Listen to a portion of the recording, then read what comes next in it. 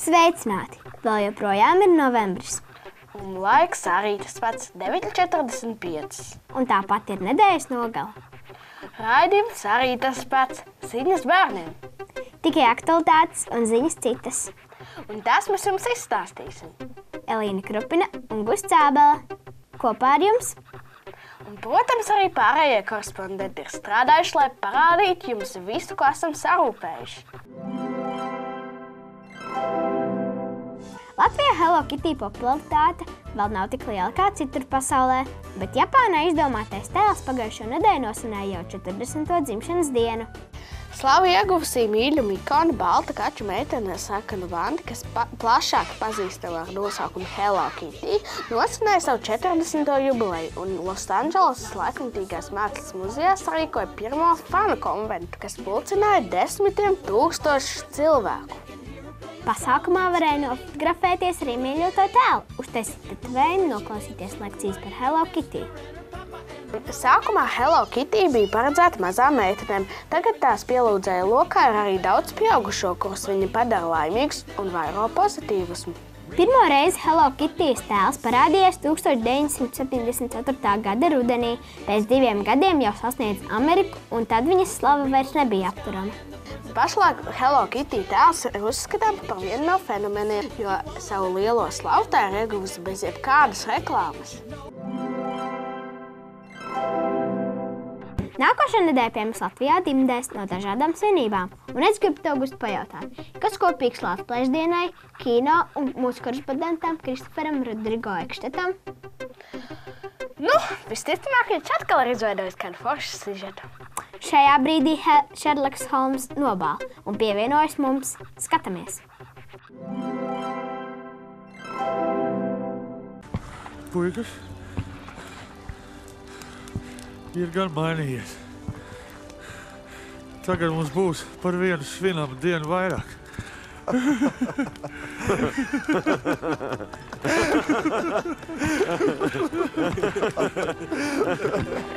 Kāds šodien datums? 10. Nē, 11. Es iepazīšos tagad cilvēku, kuram ir saistība ar Rīgas sargāšanu un ar Latvijas dienu. Mani sauc Andrejs Eicis, esmu filmas Rīgas sargi producents. Kas ir producents filmā? Es zinu, kas ir operators, zinu, kas ir aktieris. Producents ir tas cilvēks, kurš izgudro, par ko būs filma. Izdara tā, lai tiek uzrakstīts ļoti labs scenārijs vai arī nopērk to scenāriju. Tālāk izvēlās, kurš tad būs režisors, kurš tad būs galvenajās lomās un izdara tā, lai režisoram pēc tam vieglāk būtu strādāt uz uzņemšanas laukuma. Un tālāk pēc tam, kad režisors šo filmu ir uzfilmējis, norežisējis, visu izdarījis, tālāk viņš šo filmu izdara tā, lai šo filmu pēc iespējas vairāk cilvēku ieraudzītu. Kas ir Latvijas diena? Tā bija diena, kad Latvijas armija, pat nodibināta, pusdibināta, nosargāja Rīgu. Un tajā dienā, kad Rīgu nosargāja, tas bija 1919. gada 11. novembrī, to dienu nosauc par Latvijas dienu. Latviešiem ir tāds epos, Latvijas. Un Latvijas bija tāds ļoti spēcīgs vīrs, viņam bija lāča ausis. Māra Zālīte kādreiz savā laikā teica, ka tas nevis spēka simbols, tāpēc, ka tas ir puslācis, puscilvēks, bet lāča ausis ir tādēļ, lai varētu sadzirdēt savu tautu. Bet tik un tā, tas tā kā Latvijas bija tāds, kurš varēja lāci paņemt ar zobiem un tos saraut uz pusēm. Viņi bija spēcīgi, un tāpēc izgudroja arī Latvijas ordeni. Tātad tam cilvēkam, kurš vislabāk cīnījās tajā laikā, tas ir kara ordenis, to mieru laikā nedod. Tiem deva Latvijas ordeni. Kā jums radās doma radīt tādu filmu? Šī doma radās tieši tādiem tieši tādēļ, ka es skatījos tādiem kā tu. Cik tev ir gadi? 10. Tādiem 10 gadu bērni, jo daudzi nezināja, kas ir Latvijas diena. Iedomājies, mums ir Latvijas valsts viens no svarīgākajiem svētkiem, un tādi kā tu nezināja Latvijas dienu. Tāpēc visvieglākais veids, kā izstāstīt šo stāstu, tas ir mūsu varoņu stāsts, tas ir veiksmes stāsts, izstāstīt to stāstu tādiem kā tev, lai noskatīties pēc 2 stundām iznāk cilvēks ārā no filmas un teikt, jā, es zinu, kas tas ir. Kas tālāk notiek ar filmas dekorācijām? No filmas dekorācijas es varu mazliet tādu garāk izstāstīt, kad, piemēram, tu zini, kas ir karš, jā? Karš tā ir ļoti slikta lieta, kur cilvēki šauja lielgabaliem, iznīcina veselas pilsētas un tam līdzīgi. Un problēma bija tāda, lai uzfilmētu šo filmu, vajadzēja filmēt Rīgā, bet tā kā neviens man neļautu, tā kā pa filmas vajadzībām iznīcināt kādu pusi Rīgu un tiltus uzspridzināt tam līdzīgi, tad producents kopā ar režisoru pieņem lēmumu taisīt, kā tādu, angliski tas tā fake, jeb tādu viltus pilsētu. Un tā kā Rīgā to nevarēja darīt, mēs pieņemam lēmumu, uzbūvēt šo pilsētu netālu no Tukuma, Slampē. Šī pilsēta saucās Sinevilla. Un Sinevillā uzbūvējām tādas tā kā viltus pilsētu, fake pilsētu, tā kā māņu pilsētu. Kaut gan sanāca ļoti īsti, ka vēl tagad stāv viņi var apskatīties, bet mēs uztaisījām tādas tā kā pusi īstas pilsētas tādas sienas, kuras ar kompjuteru grafiku varējām palielināt un tādā veidā radīt to iespēju, ka tā ir vesela liela pilsēta. Kā jūs svinēsiet Latvijas dienu? Redzi, nevēlti filmas beigās ir tāda vieta, kur mūsu galvenā varoņa Latvijas dienā iet pie tāda tā kā tilta. Mūsdienās tas ir pie prezidents pils mūra, nolikt svecītes. Un es ar saviem bērniem un mazbērniem iešu pie šī mūra nolikt svecītes, jo ļoti interesanti šīs svecītes latviešiem, nevēlti ir kapu svētkos, ir tāda tā kā cilvēka dvēsele, un tas mūris, kur visu liek tās svecītes, ir tāda, ka tā lode kādreiz 100 gadus atpakaļ ir situsies par to, mazākā 100 gadus par to mūri, ir iedrupināta tāda cauruma, un tāpēc tajā mūrī cilvēki liek svecītes.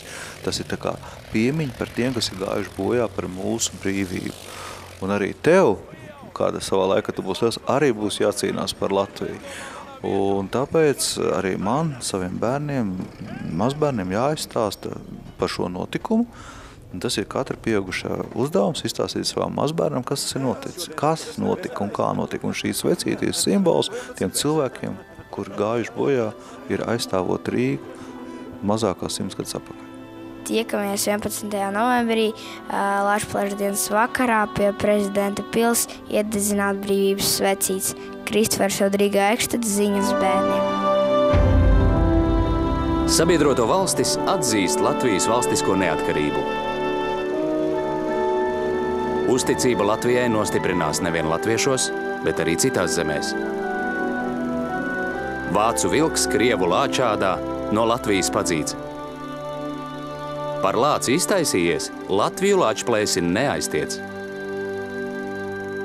Pieminot 1919. gada 11. novembra uzvaru, iedibina Lāčplēša kara ordeni ar devīzi par Latviju. 11. novembri pasludina par Lāčplēša dienu.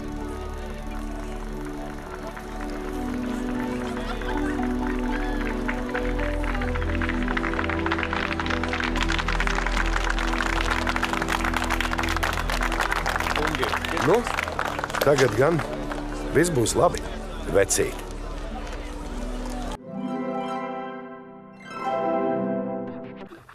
Es domāju, ka tagad, ja kāds no mūsu skatītājiem vēl nezināja, kāpēc Latvijā svin Latvijas dienu un kas tie ir par svētkiem, tad tagad šis rops ir aizpildīts.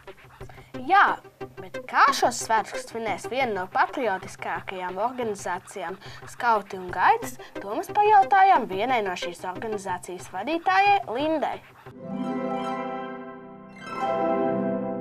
Skauti un Gaitas arī atzīmē Lāčplēša dienu, un mēs ar jauniešiem, gan ar mazākiem, gan ar lielākiem nodarbībās, kas mums notiek katru nedēļu, runājam gan par 11. novembri, gan par 18. novembri un dažādiem citiem Latvijas svētkiem. Katru gadu mums ir arī nometne Ložmetē kalnā, kur arī tur ir dažāds ieskats vēsturēs, kā notiek kaujas rekonstrukcijas un tam līdzīgas lietas.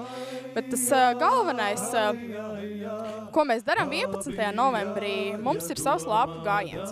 kas notiek Rīgas brāļu kapos. Tur mēs visi esam apģērbušies šādās formās, savējās skautu un gaidu, un katra ir atbraukuši dažādas vienības no Latvijas, un mēs, iededzinājuši lāpas, dodamies gājienā. Dodamies gājienā līdz pat mātei Latvijai, kur dodamies garām šīm dažādām piemiņas plāksnēm, un pie mātes Latvijas mēs noliekam gan ziedus, gan svecītes, kā arī Latvijas skautu priekšnieks vai arī Latvijas gaidu priekšniece saka jauniešiem runu par to, kas ir patriotisms, kā jauniešiem vajadzētu mācīties vēsturi un kāpēc tas ir svarīgs priekš mums. Kā arī vēl viena ļoti būtiska lieta pie šajos brāļu kapos ir arī piemiņas plāksnē ģenerālim Kārlim Goperam. Un ģenerālis Kārlis Gopers ir vienīgais latviešu skautu prezidents, kurš arī bija karavīrs un kurš arī piedalījās gan brīvības cīņās. Viņš bija ļoti cienājams ģenerālis, kurš ar saviem karavīriem gāja pirmajās rindās, un viņš ir mūsu piemērs gan vispār dzīvē, gan skautismā, gan tautas varonis. Un arī pie viņa mēs noliekam ziedus un svecītes. Un tālāk pēc šī gājiena mēs dodamies kopīgi uz centru, kur pie Lielā Kristapa Daugavā laižam, piemēram, paštaisītus kuģīšus. Šeit ir tāds viens piemērs, kur mēs paši ar savām rokām varam uztaisīt tādus kuģīšus. Šeit apakšā ir biezāks kartons, ko mēs varam nosmērēt ar eļļu. Tas būs tādēļ, lai kuģītis būtu izturīgāks. Un ieliekot iekšā svecīt, mēs to palaižam Daugavā. Un tas ir kā piemiņa šiem kritušajiem karavīriem, īstenībā kādēļ mēs šobrīd dzīvojam brīvā Latvijā. Un tā ir diezgan tāda plaša tradīcija dažādās skautu un gaidu vienībās. Un jā, arī šogad mēs dosimies gan savā piemiņas gājienā brāļu kapos, gan laidīšim šos kuģīšus, lai atcerētos par mūsu tautas vēsturi. Elīna, vai tu kādreiz esi izmantojuši speaker kontroli darbos? Jā, esmu. Kas? Nu, vienkārši mūsu korespondentam Ernestam Danam ir ienākusi prātā ideja izveidot mūsu raidījumu ietvaros video speakeri. Pasteidzoties skolas programmai nedaudz pa priekšu, viņš sagatavoja tēmu, par ko mums skolā būs jāmācās. Tā mēs varam pārsteigt savus skolotājus un sagatavoties kontrolu darbam. Tā ir laba doma veselai sadaļai mūsu raidījumā. Skatāmies! Man skolas sociālajās zinībās būs tēma par muzejiem, tāpēc tagad uzzināsim, kas ir muzeji. Labdien, kas ir muzeji un kā viņi ir radušies? Labdien! Muzeji ir vietas, kurās apkopo, pēta un rāda skatītājiem vēstures liecības un informāciju. Un muzeji ir radušies jau vairākus gadsimtus iepriekš, un radušies viņi ir tādējādi, ka agrākos laikos zinātnieki un mākslinieki un inteliģenti cilvēki vāca dažādas kolekcijas, un tās varēja būt gan akmeņu kolekcijas, kas bija ģeoloģijā, gan mākslas priekšmetu kolekcijas, gan dažādas tematiskas kolekcijas, ar ko šie cilvēki aizrāvās. Un vēlāk šīs kolekcijas bieži vien tika dāvinātas pilsētām, kurās šie cilvēki bija dzīvojuši.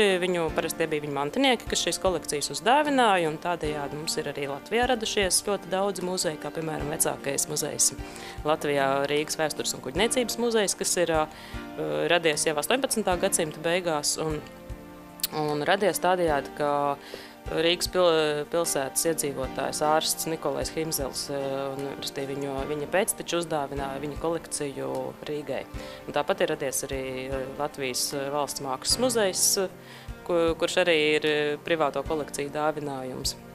Un arī daudz muzeju pasaulē tieši šādā veidā ir radušies.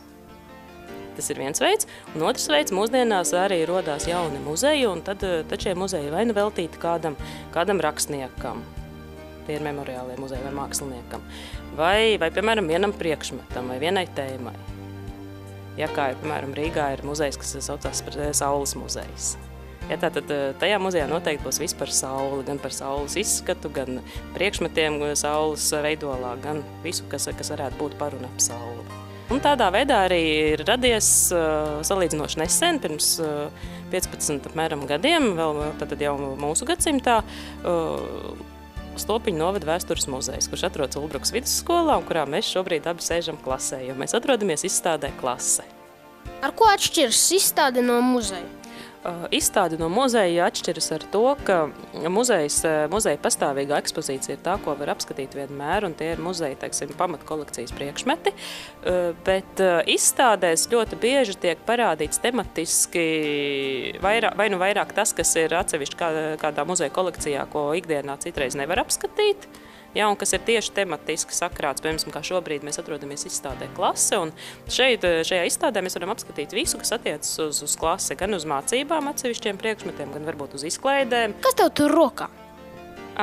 Nu, lūk, rokā ir viena no tām lietām, kas jau ir aizgājusi no mūsu sadzīves, no mūsu skolas dzīves. Un šai lietai ir tiešām vieta muzejā, un tas ir špikeris. Tas ir tāda lieta, ko tad, kad tu visu neiemācies no galvas kontroldarbam. Tu smuki saraksts šādā te lapiņā. Agrāk tā skolā bērni darīja, par to viņas, protams, sodīja, jo špikot nav nevienos laikos atļauts bijis, bet, nu, tas jau nav iemesls nešpikošanai, vai ne? Un šādā veidā tātad tika sarakstīta kontroldarba vai eksāmena viela un smuki kaut kur paslēpta. Visbiežāk piedarknē. Un tad, kad vajadzēja, tad pavilka ārā šo špikerīt, atlocīja vajadzīgo biļetes jautājumu, kas bija iespējams sīkiem burtiņiem sarakstīts uz lapiņas. Izlasīja tā smukas, neuzkrītoši, tā kā šobrīd to varētu izdarīt no iPhone. Un uzrakstīja kontroldarbu. Tā, špikeris par muzeju man jau ir gatavs. Ernsts Zana ziņas bērniem. Nu ko, mūsu raidījums ir atkal pietuvojies izskanē. Laukā vienmuļi turpinās rudens. Galvenais, lai mēs paši arī nebūtu vienmuļi un saīguši. Mēģināsim paši izkrāsot mūsu ikdienu. Tātad baudam un izkrāsojam pilnīgi vienmuļo rudeni. Krājam spēkus nākošajai nedēļai. Protams, ja ir kāda ideja un ierosinājums, rakstiet ziņas bērniem @inbox.lv.